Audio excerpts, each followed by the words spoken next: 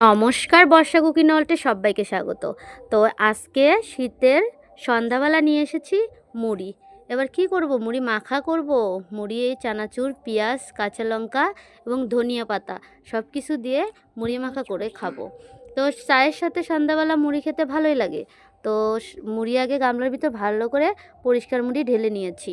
তো মুড়ি তারপরে কাঁচা লঙ্কা কুচো করে মুড়ির মধ্যে দিয়ে দেবো।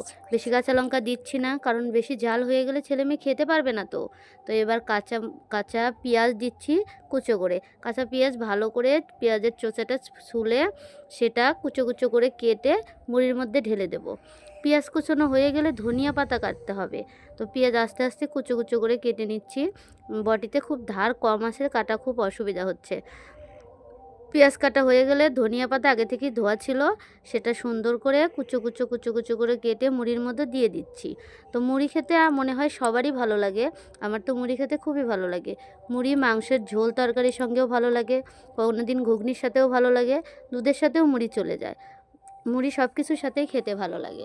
তো মুড়ি দিয়ে আমরা কোনো একবেলা খুব ভালোই চালাতে পারি। সকালবেলা মুড়ির সাথে রাধে রাধে। এবার চানাচুরগুলো কেটে চানাচুর মুড়ির মধ্যে ঢেলে দিচ্ছি। তো ভালো করে ঢালা হয়ে গেলে সব কিছু দিয়ে একসঙ্গে ভালো করে মেখে নেব। এবার হালকা একটু লবণ দিয়ে নিচ্ছি। লবণ দেওয়া হয়ে গেলে সরিষার তেল দিয়ে নেব। সরিষার তেল কিন্তু সামান্যই দিতে হবে, বেশি তেল দিলে আবার গ্যাস হয়ে যাবে। তো সামান্য একটু তেল দিয়ে মুড়ি, চানাচুর সব কিছু দিয়ে একসঙ্গে ভালো করে মেখে নেব। মাখা হয়ে গেলে তারপরে আমরা সবাই মিলে খাবো। তো মুড়ির সঙ্গে একটু চপ টপ হলে আরেকটু ভালো হতো। তো আজকে তো এরকম করেই চালাতে হবে, চপ টপ নেই। তো চায়ের সঙ্গে মুড়ি জমিয়ে খেতে হবে। তোমাদের কার কার মুড়ি খেতে ভালো লাগে অবশ্যই কমেন্ট করে জানিয়ে দিও। আর মুড়ি কি কেমন মেখে খেতে ভালো লাগে, না কোনো কিছুর সাথে খেতে ভালো লাগে, সেটাও জানিয়ে দিও।